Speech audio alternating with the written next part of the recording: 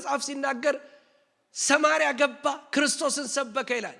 ኢየሱስ ሲሰበክ ወገኖች ሆይ ሰው ይድናል። ኢየሱስ ሲሰበክ ሰዎች ይፈወሳሉ። ለዚህ እኮ ነው ጴጥሮስና ዮሐንስ በጸሎት ጊዜ ሲሄዱ አንድ ሰው ነበረ 40 ዓመት ቤተሰቡ የሚገርም ነው 40 ዓመት አልታከተም። አንዳንድ ፋሚሊ አይሰለችም እኮ የሚገርም ፋሚሊ አለ። እኔ መጽሐፍ ቅዱስ ላይ ካነበብኳቸው ቤተሰቦች ከገረሙኝ ውስጥ አንዱ ይሄ ቤተሰብ ነው።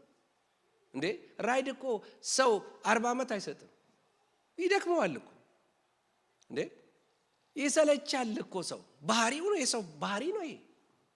እነዚህ ግን ጧት ይወስዱታል ማታ ይመልሱታል። ስንት 40 ዓመት ሰዎች ላይ ነበር ያለፈው፣ ሰዎች ትከሻ ላይ ነበር የሚኖረው። አንድ ቀን ግን ብቅ ሲሉ መንፈስ ቅዱስ ስራ ጀመረ። መንፈስ ቅዱስ ከተሞሉ በኋላ መጡና ይሄን አሉት። ምንድነው አሉ።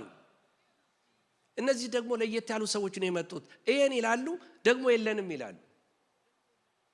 አሁን ግን የሚያስፈልገው አንድ ነው፣ ብርና ወርቅ የለንም። አሁን ግን በናዝሬቱ በኢየሱስ ስም ተነሳና ተመላለስ።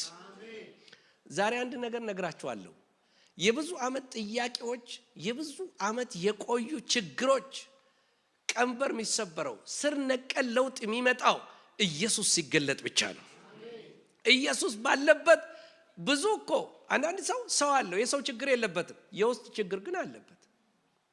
የሰው ችግር የሌለበት አለ። ይሄ ሰው አሁን የሰው ችግር የለበትም፣ ሁሉ ጊዜ ያደርሱታል፣ ይመልሱታል፣ ቤተሰብ አለው፣ ጥሩ ነው። ሰው ደግሞ የሌለው አለ። ዮሐንስ ወንጌል ምዕራፍ 5 ላይ ደግሞ ሰው የለኝም ያለም ደግሞ አለ።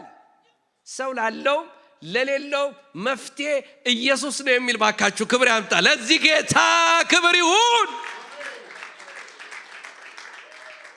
ሰው ቢኖርህም ባይኖርህም መድኃኒት የሆነ ጌታ አለ። ከዕለት ጉርስ የሚገላግል ከተለመደው ስርዓት ቀንበር የሚሰብር ዛሬ ነግራችኋለሁ በኢየሱስ ክርስቶስ ስም ከዘገየ ከቆየ ነገር የሚገላግል የተቀባው የናዝሬቱ ኢየሱስ አለ። ፈዋሹ ኢየሱስ አለ። ነፃ አውጪው ኢየሱስ አለ።